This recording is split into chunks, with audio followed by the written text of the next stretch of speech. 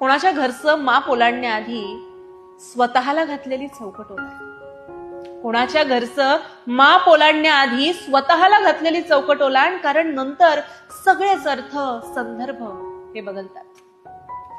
कधी कधी नटण्या मुरडण्याची हौस सक्ती होऊन जाते.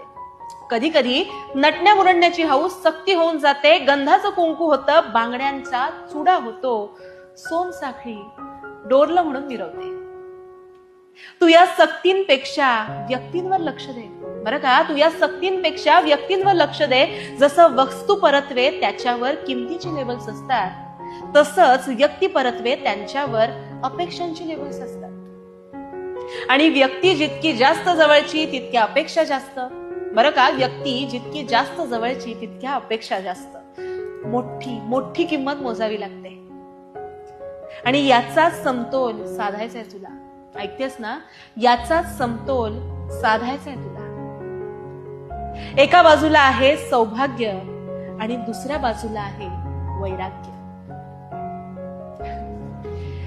तर मंडळी, ही एक अशी कविता आहे जी कविता अगदी तारुण्यात आलेली, लग्नासाठी उत्सुक असणारी अशी ही एक मुलगी, अशी ही एक तरुणी, हिच्यासाठीची ही कविता आहे जी वास्तवाला भिडणारी आहे. तिला वास्तवाचा अंदाज देणारी अशी ही कविता आहे. सुंदर कविता. कवितेचे लेखक, काव्यरचना ज्यांनी केलेली आहे ते केतन धस यांची ही प्रत्येक लग्नाळू मुलीसाठी अशी ही कविता आहे.